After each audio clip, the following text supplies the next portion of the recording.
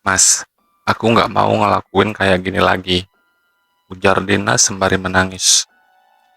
Udahlah, mendingan kamu jagain lilin ini supaya nggak mati, ucap Arman setengah membentak. Dina yang berlinang air mata mulai menyalakan lilin. Dalam sekejap, suaminya yang duduk di lantai dengan diselimuti jubah kemudian berubah menjadi seekor babi besar berwarna hitam. Sudah 7 kali Arman dan Dina melakukan pesugihan babi ngepet, dan ini adalah upaya mereka yang ke-8. Adapun percobaan pertama mereka lakukan karena desakan ekonomi. Awalnya baik Arman maupun Dina tidak memiliki pikiran sama sekali untuk melakukan pesugihan babi ngepet. Dina sudah terbiasa mengurusi pekerjaan rumah, dan Arman bekerja di sebuah pabrik baterai yang berada di kota mereka tinggal. Semua berubah ketika goncangan ekonomi pada pabrik tempat Arman bekerja, yang dampaknya adalah gelombang PHK besar-besaran. Arman yang saat itu sudah memiliki jabatan bagus harus tersapu bersama ratusan pekerja lainnya. Peristiwa menyedihkan ini membuat Arman harus luntang-lantung mencari pekerjaan lain. Ia sudah mengirimkan lamaran ke 5 perusahaan berbeda, tapi tidak ada satupun yang membalas.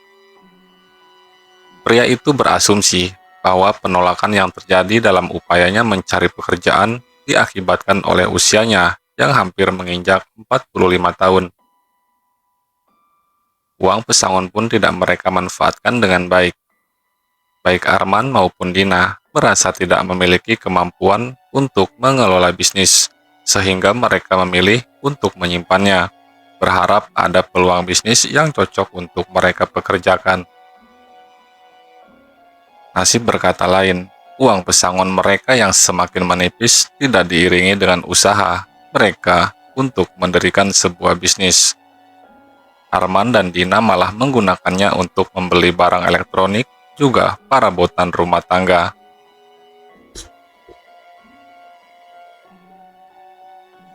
Arman sebenarnya sempat mencicil sepeda motor yang ia gunakan untuk bekerja sebagai ojek, tapi penghasilannya tersebut tidak dapat menutupi kebutuhan keluarganya, sehingga motor tersebut harus ditarik lagi karena putusnya uang cicilan. Sebagai kepala keluarga, Arman bingung melihat keadaan perekonomiannya yang kian memburuk. Semua itu diperparah dengan anak semata wayangnya, yaitu Hilman, sebentar lagi duduk di bangku SMP yang dimana memerlukan biaya. Impitan ekonomilah yang membuat mereka memutuskan untuk melakukan pesugihan babi ngepet. Berkat bantuan seorang dukun yang dikenalkan oleh teman lama Arman, Arman dan Dina berada di sebuah situasi yang dapat memulihkan keadaan ekonomi mereka. Saat itu di desa mereka baru saja kedatangan sepasang suami istri. Sang suami adalah pensiunan tentara dan sang istri seorang wirausaha yang menjual busana muslim. Arman dan Dina menjadikan mereka sasaran pertama karena asumsi bahwa orang baru tidak tahu apa-apa tentang tempat tinggal mereka. Ternyata benar saja, upaya pertama mereka tidak sesulit yang mereka pikirkan. Dalam waktu kurang dari 3 jam, mereka bisa mendapatkan hampir 10 juta dari rumah pasangan tua tersebut. Tidak ingin jatuh di lubang yang sama, Arman dan Dina sepakat untuk mempergunakan uang haram tersebut untuk membuka warung sembako, sisanya untuk ditabung. Semenjak pesugihan pertama, keuangan mereka berangsur membaik. Hilman dapat bersekolah dengan tenang, dan pemasukan dari toko kelontong selalu bisa diandalkan setiap bulannya. Hanya saja, kedua hal itu tidak membuat Arman berhenti untuk melakukan pekerjaan setan itu. Sebelumnya mereka sepakat bahwa mereka akan berhenti ketika keadaan mereka membaik. Tapi kenyataannya, Arman semakin rajin melakukan ritual babi ngepet tersebut dengan alasan menjadi babi tidak sesulit bekerja di pabrik atau merintis bisnis. Dina sudah mencoba menghentikan Arman, mulai dari menasihati hingga memohon-mohon. Hanya saja, upaya yang sudah ia lakukan berkali-kali tersebut dibalas oleh pukulan atau tendangan berkali-kali. Tak jarang Dina menjaga Tamaram Lilin dengan keadaan berlinang air mata, seperti malam ini. Ia sudah tidak tahan dengan perlakuan Herman terhadapnya, meski ia sungguh menyayangi keluarga kecil itu. Arman tiba di rumah sasarannya, rumah Ibu Jamilah. Ia mengincar rumah tersebut karena baru genap 2 bulan ia ditinggal wafat oleh suaminya, tanpa seorang anak, hanya seorang asisten rumah tangga yang setia.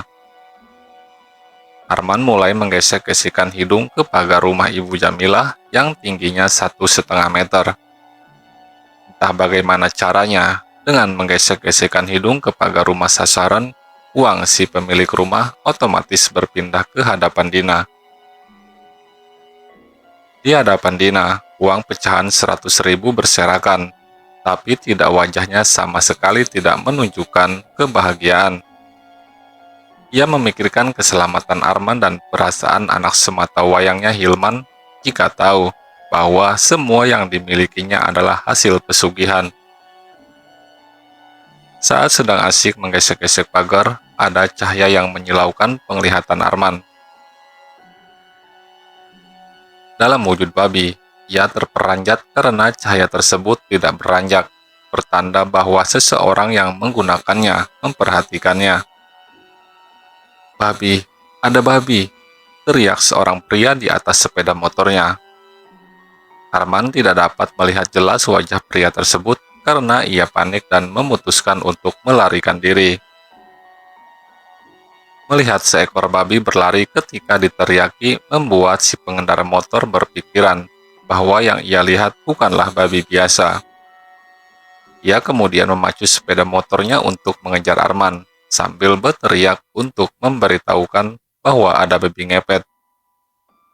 "Babi ngepet! Ada babi ngepet!" Teriakan tersebut cukup keras untuk didengar sebuah desa yang setiap malam diselimuti keheningan. Warga pun kaget atas peringatan itu, dan spontan mengambil benda yang ada di sekitarnya untuk menghajar Arman yang lari kocar-kacir.